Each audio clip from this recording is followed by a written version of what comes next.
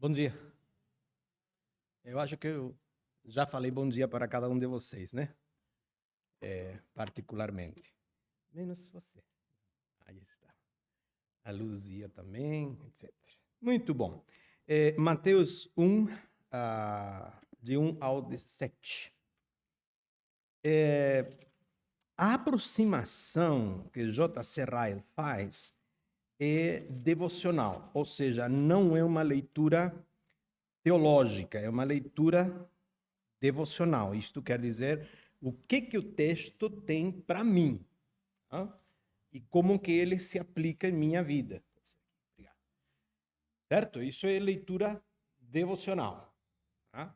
E eu, como é meu costume, tá? Eu não tenho vocação de vidraça, mas eu entendo que toda vez que eu exponho alguma coisa da Bíblia, eu tenho que mostrar como que eu me relaciono com ela, para que vocês vejam que não é um degrau altíssimo, uma coisa, é mais ou menos uma rampinha que dá para vocês subirem.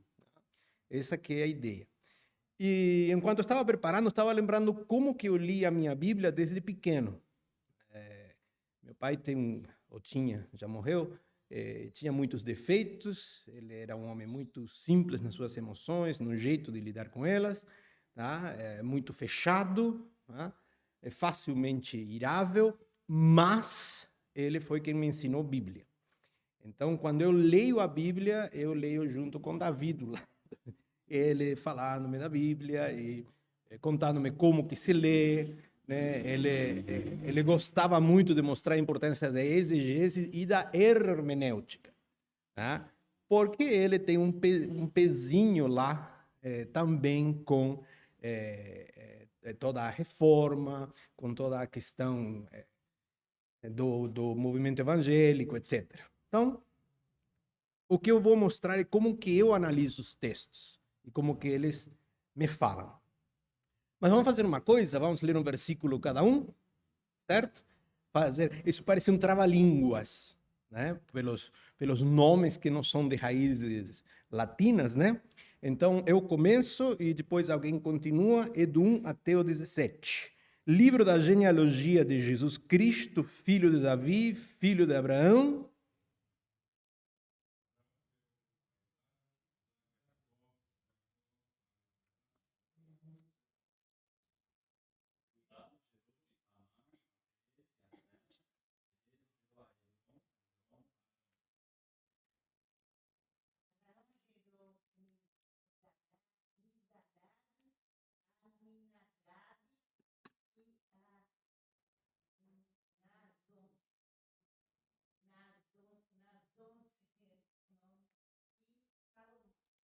Salmão.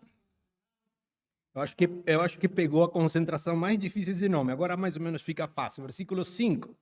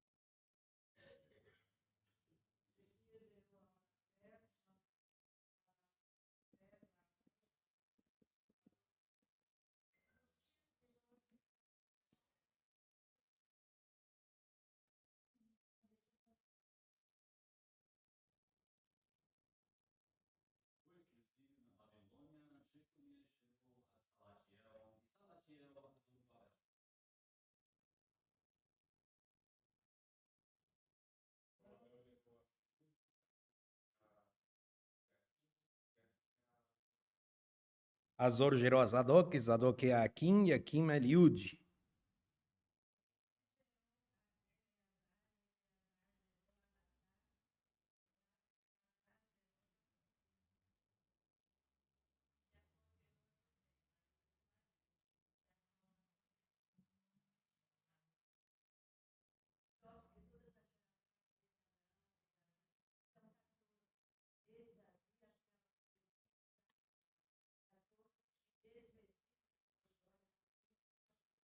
Muito bom. Eu vou contabilizar agora meus 30 minutos, né?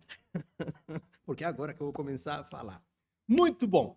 Como J.C. Ryle fala, é exatamente o Evangelho, meditações no Evangelho. Eu entendi a colocação do irmão Tiago, né, ao respeito de que vamos falar dos 4 evangelhos, mas o foco de Ryle e de muitos teólogos é que existe apenas um evangelho. Existe um conjunto de boas novas que está expresso por 4 autores diferentes, pelo menos. E por que pelo menos? Porque alguns dizem de que Romanos talvez deveria de se chamar o Evangelho segundo Paulo aos Romanos. Então, nós temos o Evangelho. Isso é muito bacana. Tem teólogos importantes que enfatizam nessa questão, né, frisando na importância dessa autoridade única do Evangelho. Muito bom, mas quando vamos ver cada um dos evangelhos, quando vamos ver cada um dos escritos que temos, nós vemos que cada um deles fala um pouquinho diferente. Por exemplo, se a gente avança um pouquinho no Evangelho de Mateus, entrando na seara do Caio, que eu acho que vai ser semana que vem, olha só o versículo 23. Qual que é o nome que profeticamente é dado a Jesus? Qual que é o nome? Emanuel. O nome é Emanuel, que significa?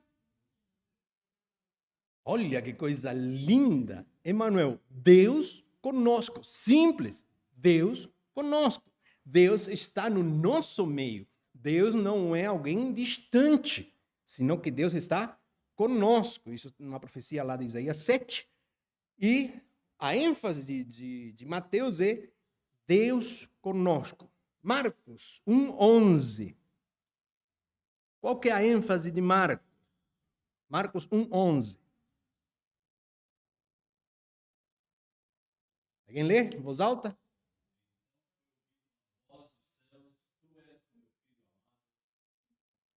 Marcos, o Filho de Deus.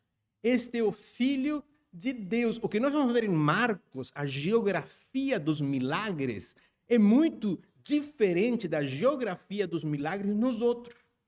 E Marcos é o evangelho mais antigo que nós temos. Tá? A ordem seria Marcos, Mateus, Lucas. Certo? E depois lá na frente João. Tá? Marcos é o mais antigo que nós temos. E ele está dizendo que ele é o filho amado de quem? De Deus. O filho. Certo? Lucas 1:32. O que Deus vai lhe dar? Quem que é, ao final de contas, Jesus? Alguém lê?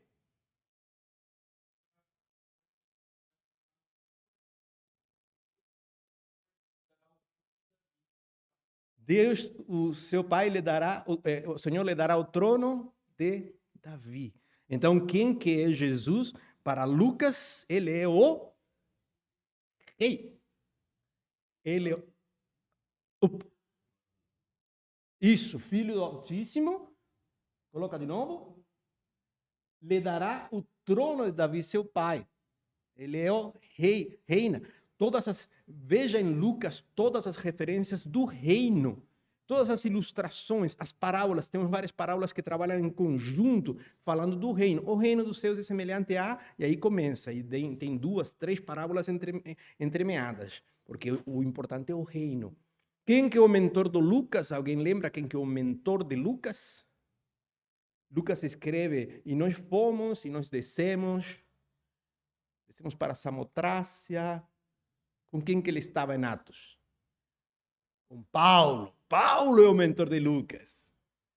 Então, Paulo está por trás desta ideia. Ele é o rei. Ele é o rei. O reino chegou e começou a tarefa dele. Romanos 5. Tá? Então, nós voltamos nessa questão. Então, Lucas é o rei. João 1, capítulo 1. Quem que é Jesus?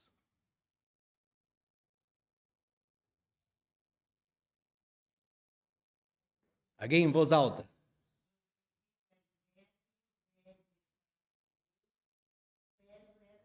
E o verbo era Deus. As testemunhas contra Jeová diz que um verbo era um Deus, certo? Mas não, o texto diz o verbo era Deus.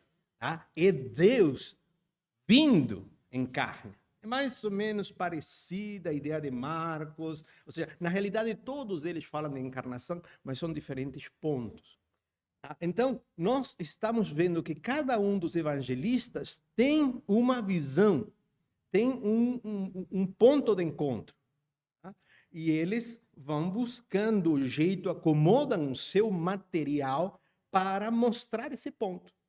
Onde nós vemos mais claramente isso é no Evangelho de João. Ele vai dizer lá no final que muitas coisas se escreveram, né? Muitas coisas foram feitas, mas se fossem escritas não caberiam em todos os livros do mundo. Então, o material é escolhido, o que nós temos é uma escolha. Está longe de ser uma biografia, não é uma biografia. Tá? Os evangelhos são relatos avulsos da ação de Deus, seguindo a visão do evangelista. Eu sei que isso às vezes tira um pouco, né, da sacramentalidade, né? Olha só. Né? Mas é o jeito que me aproximo do texto, desde pequeno. E aí uma das coisas que eu fazia desde pequeno é ficar buscando na genealogia, fazendo cruzamento com o Antigo Testamento. E uma das coisas óbvias que aparece é que ela não bate. Né? Ela simplesmente não bate. Tem nomes que faltam, tem nomes que sobram e não bate. A outra genealogia que nós temos em Lucas 3, 23 ao 39, também não bate. E não bate com esta outra também. Agora, por que eu trago isto para vocês? Porque o zum, zum, zum que há por aí sempre, não, a Bíblia não é verdadeira. A Bíblia não fala a verdade. Né? E se ele exige à Bíblia coisas que nós exigimos apenas desde o iluminismo, ou seja, 200, 300 anos atrás, não mais do que isso. Bota aí, 200 e pouco. Se exige da Bíblia uma coisa que ela não pretende dar. Os autores bíblicos não estavam interessados na exatidão do termo histórico. Não. Hoje, quando nós falamos de genealogia, estamos extremamente preocupados com a exatidão. Até porque, por exemplo, se você tem uma ascendência italiana, significa que você pode ser membro da União Europeia. Então, a exatidão da genealogia é extremamente importante. Mas para o autor bíblico, não. Porque ele tem uma visão, ele tem um norte, né? E ele está escolhendo o material. Então, estar ciente disso não tira nenhum pingo da revelação bíblica. Eu já vou explicar por quê. Então, esse é um ponto de dificuldade, um ponto de problema. São 3 grupos de 14, exatamente 14 gerações. Há uma simplificação ali. Essa contagem de genealogias levou a que um irmão nosso, muito antigo, né, calculasse de forma absurdamente errada o tempo que o ser humano tem na Terra. E aí passa a ser vergonha quando a gente usa esse material contra a datação por carbono 14. E aí vai uma dica de estudo para os adolescentes que estão com isso nas matérias na escola. Então, quando a gente lê literalmente e a gente quer fazer encaixar a nossa exigência do tempo moderno de exatidão no texto bíblico, ele não aguenta. Tá? Ele não resiste a isso, porque não foi feito para isso. Tá? Bom, já falei da complexidade e repetição, 3 grupos de 14. Farei as diferenças com Lucas 3, 23 ao 39, das lacunas na genealogia, assim como há nomes que são repetidos e sobram, também há alguns que faltam. Para quê? Para que dê 14, tá? De cada um deles. Então, como que a gente consolida isso tudo de primeira? E aí um outro problema ainda, né? Que eu vou mencionar, que é o que eu quero deixar para o final. O foco de Mateus é teológico e não histórico. Isso é importante. Então, está discutindo, né, com alguém que zomba da Bíblia, que tira sarro, tal. o foco de Mateus não é histórico. O foco de Mateus é teológico. Ele pretende mostrar um ponto a respeito de Deus. E entendemos que esse ponto é por revelação. Nós entendemos que a revelação age atrás de cada autor bíblico. Não estou dizendo com isso que é ditado, estou dizendo inspirado. Tá?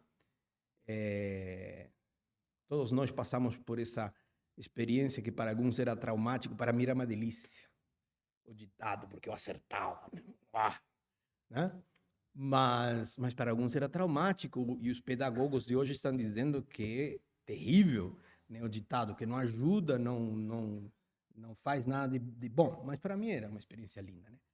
Mas o ditado o que é? Você repetir frase por frase, palavra por palavra, letrinha por letrinha, o que o professor ia falando lá na frente. Isso é ditado.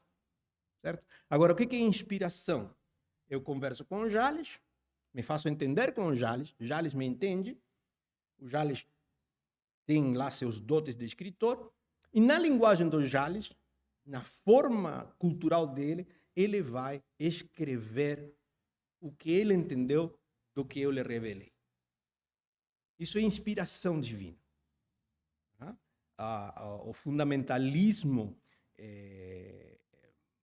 protestante fez um estrago muito grande na vida da fé ao dizer que cada palavra, que cada coisa foi ditada. Eles falam a palavra inspiração, mas eles insistem que é ditada, letrinha por letrinha. E fica muito complicado de sustentar isso tudo. Muito bom. Você está vendo que estamos indo e nós chegamos no ponto. Né? Muito bom. Qual que é a outra questão? A outra questão na genealogia de Mateus é de que inclui mulheres. Inclui 4 mulheres. Para que nós entendamos, para que nós sintamos a coisa assim, o baque, né? Porque diz, mas é claro que tem que incluir mulheres. Né? Depois do movimento feminista, nós dizemos, mas é claro que tem que incluir. O que é isso, pastor? Como que não vai incluir mulheres? Mas para que nós entendamos o baque, como que o primeiro leitor sentia isto, é como se numa genealogia de 3x14, Mateus incluísse 4 casais gays. Esse é o baque. Como assim? Peraí, o que está acontecendo aqui? Por quê? Porque a mulher não contava, não conta. Quantos eram para alimentar 5.000 homens? E as mulheres, e as crianças? Não, eram 5.000 homens. Está entendendo? Então, o baque logo inicial, tem mulheres aqui. Como assim? A genealogia são os homens. Né? Parênteses aqui, tá? Um parênteses. No mundo judeu, muitos anos depois disto, uns 1000 anos depois, tá? A genealogia se conta pelo lado da mulher, tá? Para você ser judeu, você tem que ser filho de uma judia. Tá? Muito bom. Fechamos o parênteses histórico. Mas nesse tempo do primeiro século, mencionar uma mulher era um sinal de descrédito, porque a mulher não tinha voz, não podia, não se lhe acreditava. Quando Jesus ressuscita e fala para Maria, vá e fala aos teus irmãos, quando ela escolhe a mulher para levar essa mensagem, Jesus levanta a posição da mulher, porque ela era sem fé pública, vamos dizer, não era confiável. E aqui, quando Mateus traz isto mesmo, eu quero elaborar justamente essa ideia daqui a pouco, ele traz algumas questões ao respeito da mulher e de outras questões que nós vamos falar já. Mas o que eu quero enfatizar agora é que os 4 evangelhos, os quatro, começam levantando a barra aqui em cima. Nenhum deles negocia nada. A barra é alta. Olha só, sim, nós acreditamos num Jesus em cuja genealogia há 4 mulheres super importantes. Uau, vocês são loucos. É isso mesmo. O livro de Marcos, por exemplo, ele também começa levantando a barra lá em cima. Ele é o Filho de Deus. Tá? João diz que é o Verbo encarnado. Uma loucura para os gregos. Como assim o Verbo encarnado? E sem falar para os judeus, né? Lucas, nascimento de uma virgem. Ele começa com o relato de Zacarias e o nascimento de João Batista, de forma miraculosa. 2 milagres seguidos, um ao outro de 6 meses apenas. Tipo assim, o evangelho levanta a barra. Já a coloca lá em cima. Por isso que é interessante essa visão de Heidegger, o evangelho. Eles levantam a barra, está aqui em cima. É isso que nós acreditamos. Não há negociação. Pense em você, às vezes, falando do evangelho com alguma pessoa. Às vezes você negocia, não negocia. Eu faço isso às vezes. Às vezes que eu negocio, eu me dou mal. Muito bom. Eu vou encerrar esta primeira parte dizendo o seguinte. Isto é muito importante. Eu quero que você guarde isto em mente, porque tudo que eu tenho trazido, às vezes, mexe. Você às vezes não tem ouvido esse tipo de ideias, né? Primeira coisa, a revelação de Deus é mais importante que a literalidade do texto ou a sua precisão histórica. A revelação de Deus, ou melhor, a autorrevelação de Deus é mais importante que a literalidade do texto ou a precisão histórica. Deus está revelando. Deus está mostrando. Deus se está dando a conhecer. Você não tem como trazer Deus para você. Você não tem como subir ao céu e trazer Deus. Deus se autorrevela no que Ele quer. E deixa que o homem descubra apenas aquilo que Ele quer que seja descoberto. Nada mais. As diferenças entre Lucas e Mateus não precisam ser resolvidas em termos de qual é a correta, mas ver que cada uma enfatiza e revela diferentes ângulos da verdade sobre a identidade de Jesus. Isto é muito importante. A hermenêutica tem muito sentido, sim, mas está revelando ângulos diferentes da mesma verdade.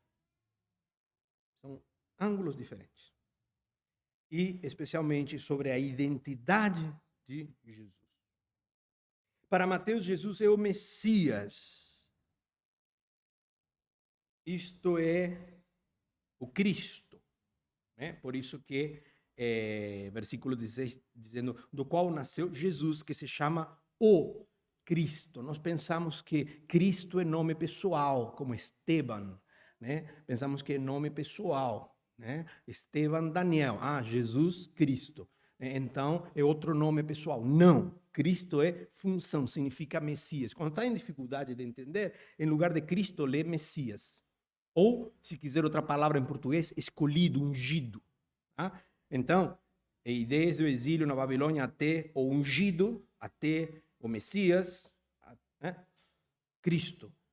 São 14. Então, enquanto Jesus é o Messias para Mateus, e ele mostra isso constantemente em todo o seu evangelho, vocês vão poder acompanhar isso, Lucas mostra que ele é ser humano. Por isso que a genealogia de Lucas vai para onde? Termina com Adão. Por quê? Porque ele é um ser humano completo. Plenamente ser humano. Coisa que é muito importante para a argumentação de Paulo posteriormente.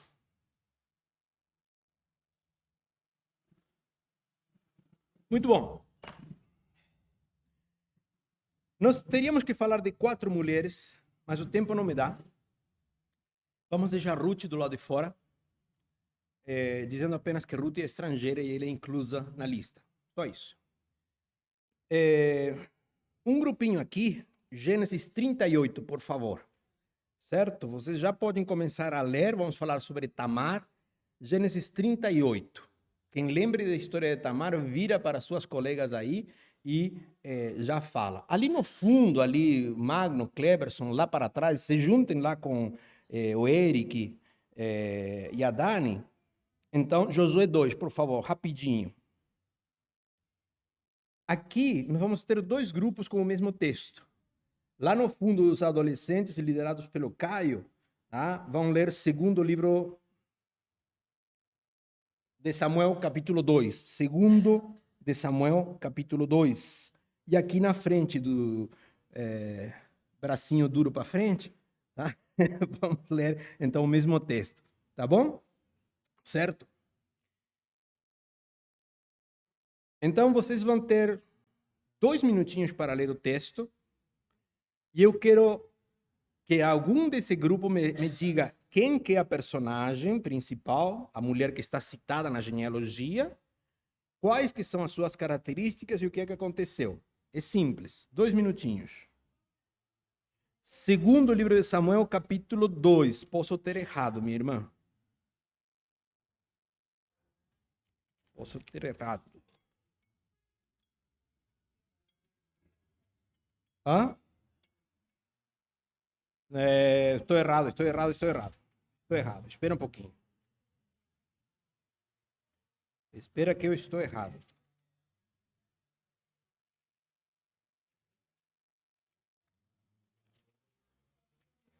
É 11, 11, 11. 11. Eu achei estranho colocar segundo de Samuel aqui, ó. 11, tá? E que eu coloquei 2 risquinhos, parecia 2 romanos. Segundo de Samuel 11. Podem... São todas histórias conhecidas, podem pular. Quem saiba a história conta para os outros.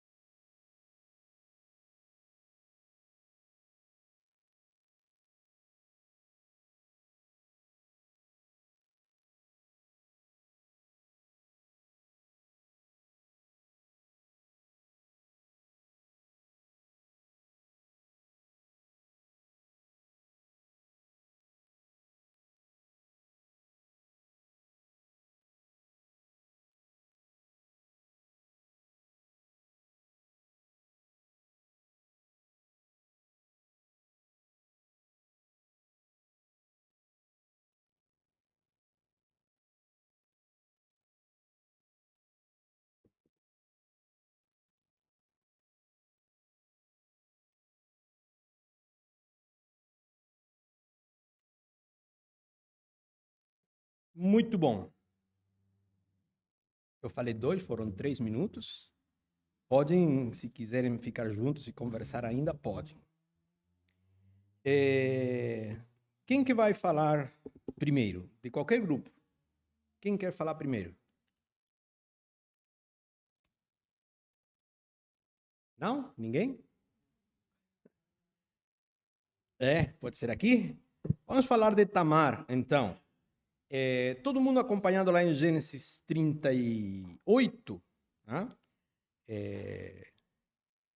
Eu não sei o que a irmã vai fazer. Faça. É para falar a história? É para falar um resuminho da história e depois por que ela está na genealogia, o que significa isto, como que a gente pode encaixar esta mulher na genealogia, que coisas vocês viram aí? Não deu muito tempo da gente ler o texto todo e nem discutir, mas vamos ver o que a gente fala. Tamar era nora de Judá. Então, Judá tinha 3 filhos. O primeiro era mau aos olhos de Deus, Deus o matou. Aí, o segundo filho teria que suscitar geração para o primeiro. Ele também não quis, Deus também matou. Aí tinha o Selá, que era o terceiro, e era muito jovem, e não poderia se casar. E ele disse, né, ele tinha medo dele também morrer. Aí mandou a Tamar ir para a casa dos pais, lá em Tímina, né? E depois passaram-se muito tempo e nada de ele dar o terceiro filho para casar com ela. E ela ficou sabendo que ele ia subir lá para a cidade para tosquiar as ovelhas e ela fez uma armação lá para poder garantir a... Piscar o velho. Aí ficou lá, se vestiu de prostituta lá na porta das 2 fontes, e quando eles passaram, e aí Judá se encantou por ela e depois tomou ela como prostituta, e depois de um certo tempo ela apareceu grávida e toda aquela história que, né? Aí só que ela se precaveu, pediu para ele uma prova, ele deu o cordão das vestes dele e o cajado. E para ela não ser apedrejada, ela disse, né, que o pai do filho era o dono daqueles objetos. Aí descobriu que era dele, e ele teve que levar ela, né, assumiu ela, levou para a casa dele, mas não teve mais nada com ela, ela só garantiu, né, a vida dela até o final. E por que ela está na geração de Jesus? Porque Jesus veio da tribo de Judá, eu acho que é isso. E o filho, ele era filho de Judá. Um fiozinho muito pequeno, né? Então, muito bom. Não sei se é isso. Vamos ler o texto lá em Mateus 1, versículo 3. Judá gerou de Tamar a Pérez e a Zera. Pérez gerou a Esrom, Arão, e por aí continua. E depois dali vai colocar lá no versículo 5, Salmão gerou a Raabe, que nós já vamos ver. Então, alguém quer colocar alguma questão a respeito de Tamar, algum fato que seja inédito, ou alguma pergunta? Às vezes você nunca tinha ouvido a história de Tamar e você quer saber um pouco mais, se bem que o texto é bem eloquente ao respeito do que aconteceu, né?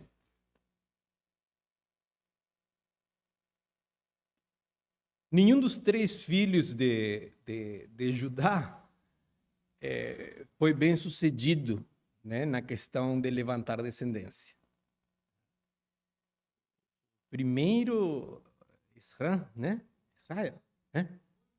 Não, o segundo, Onan. O primeiro... somente. Ótimo, era.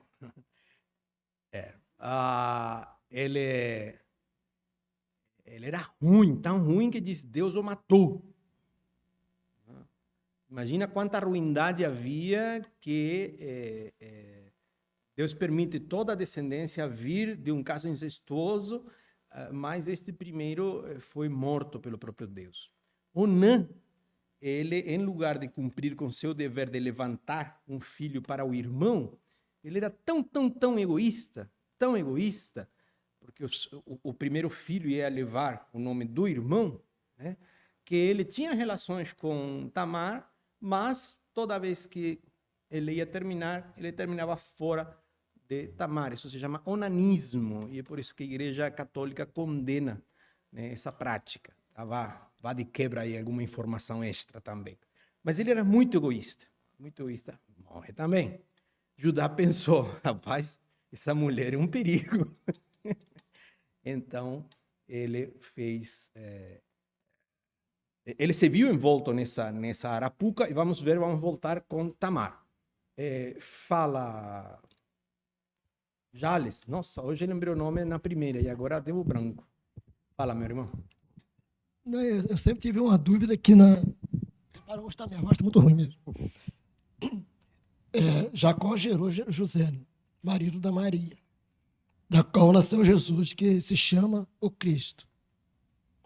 E qual tem essa ligação para ser da mesma linhagem? Qual que é a explicação para quê? Jacó gerou José, marido da Maria, de qual nasceu Jesus, que se chama o Cristo. Isso, Mateus está seguindo a genealogia de ordem legal. Tá? Então, legalmente, naquela época... Só uma pergunta, então a linhagem de Jesus vem da Maria ou de José? Da Maria, então, né? No caso. Então, aí que está o negócio. Mas, segundo Mateus, vem de José. É isso que eu tenho essa dúvida, sempre tive essa dúvida. Mas aí que é a questão, porque toda a linhagem que Mateus nos mostra é de uma genealogia legal. Quem que é o pai de Jesus? José. Pronto. Então eu tenho que provar por este lado. Já no caso de Lucas, o problema é outro, o problema é teológico. Mas aqui o lance é filho de... Jacó gerou José, marido de Maria, do qual nasceu Jesus, que se chama o Cristo.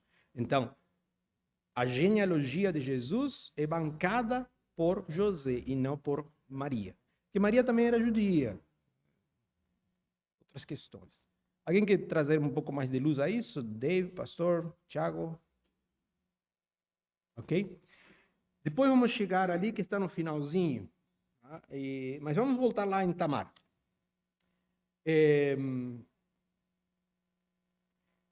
Então, coisas que me interessam. O marido morre, primeiro marido de Tamar. Pela lei, o irmão dele, Onan, devia dar filhos com o nome do irmão morto. Aí depois, Judá não cumpre a obrigação dele de dar o último filho como marido, né? Porque ele é novo, diz, mas é mentira, né? Ou seja, é verdade que é novo, mas na realidade Tamar vivendo com os pais, sabe que, como nos estavam contando, vai tosquear as ovelhas, ela se disfarça de prostituta, Judá tem relações com ela, e nascem Pérez e Zera. Muito bom, o que nós vemos nessa história? É um exemplo de determinação. Tamar não se deixa esmagar pela circunstância. Tá? Ela é astuta, ela usa um artilúgio, ela se arrisca, mas ela com isto, ela garante o seu lugar na família. Porque senão ela ia ficar aí. Ela ia ter que se prostituir mesmo, mas por razões financeiras, porque não ia ter família. Tá? Então, para nós, século XXI, fica super estranho essa história. É pior que novela mexicana. Aquela coisa enredada, assim, né? Mas ela foi extremamente astuta. Ela se segura nesta questão e ela entra na família e faz parte, segundo Mateus, faz parte essencial da genealogia de Jesus. Certo? Mais alguma coisa de Tamar? Raabe. Pode ser?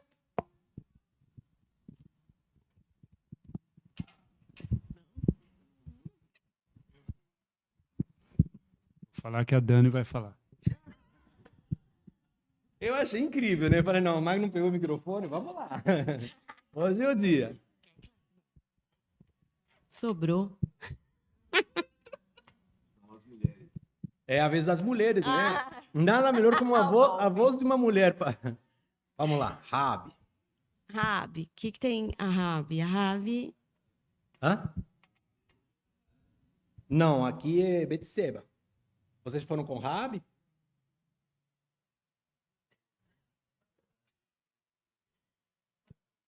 O irmão até dedurando só por dedurar, né? Vamos lá. A Rabi, né, nossa história aqui, protegeu os espias na casa dela, no terraço, quando soldados vieram procurar lá, e ela falou que eles tinham ido embora, mas eles estavam lá escondidinho, para que protegesse a família dela, né, na condição de proteger a família quando eles viessem, porque ela falou que conhecia o Deus deles e tudo que eles tinham feito, livrado do Egito, então, para proteger a mãe, a família, o pai, os irmãos, todos, ela protegeu os espias lá que estavam investigando a Terra. Ela demonstrou aí fé, né, tipo, no Deus que nem era o Deus dela. Sim. Então, essas características aí que nós notamos. E que mais que era a outra pergunta? E Bom, sobre a genealogia sim, de a Jesus, genealogia. ela acabou entrando, se casando com um israelita e gerando Boaz, que gerou Jesus, lá no final. Uhum. Alguma outra coisa ali? De Raabe? A profissão de Raabe era Prostituta. prostituta. Tá? Isso é muito importante que se diga também. A gente até hoje tem um problema, né? Prostituta e prostitutos são tratados de forma segregacionista, né? Não, você não. Né? E nos gera problemas seríssimos a questão de evangelizar alguém que tem essa prática, porque a gente tem que ajudar eles a serem inseridos no trabalho, tá? Num trabalho decente e tal e tudo mais. Então, às vezes, inconscientemente, por isso até que fazemos isso. Muito bom, mas vamos lá a ler versículo 5, mas vamos pegar desde o 3, porque é interessante, é o que eu chamo da genealogia todo-terreno. Judá gerou de Tamar a Pérez e a Zerá, né, que são dois filhos do incesto, né? Pérez gerou a Esrom, Esrom a Arão, Arão gerou a Aminadab, Aminadab a Naazon, Naazon a Salmão, Salmão gerou a Raab, de Raabe a Boaz. Este de Ruth gerou Obed. Então, olha só, Raabe, que é cananita, ela não é judia por nascimento, ela é judia por adoção, gera a Boaz. Então, Boaz também é, neste sentido, né, um pouco estrangeiro. Né? E este de Ruth, que sim é estrangeira, gera Obed, e Obed é Jessé, que é pai de Davi. Por isso que eu falo da genealogia todo terreno. Sai, vá por lá, por outros lados que não são judeus, né? E volta, né? Olha, estamos aqui, então não estamos vendo. Né? E isso é muito importante. Então, Raabe, uma prostituta cananeia, vivia em Jericó, escondeu os espiões, pediu proteção para ele e para a família, foi poupada na invasão e tornou-se parte do povo. Exemplo de coragem e ousadia. Bateceba, lá no final. Fundo, vamos lá. Já tá até com o microfone, vai. Bom, obrigado. A gente pegou segundo Samuel 11, né, que fala uma parte da história de Davi, que Davi cobiçou Betseba, olhou Betseba no banho, cobiçou Betseba. Betseba era casada com Urias, Davi mandou matar Urias e se deitou com ela, né, se relacionou com a Betseba. Tiveram um filho, eles dois tiveram um filho, o filho morreu, Davi ficou tristaço. E depois ele teve outro filho com ela, que o filho era Salomão. Aí Salomão entrou na genealogia de Jesus. E Salomão é o rei mais sábio. Uhum. Né? E Davi era um homem segundo o coração de Deus. Certo? Muito bom. O que mais? Vocês que tiveram Bateceba, tem mais alguma coisa a falar? Jales, irmã Lourdes, Genilca, Jurias, isso. Isso.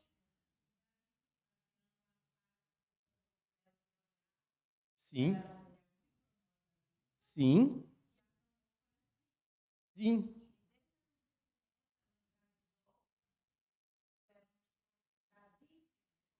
Sim.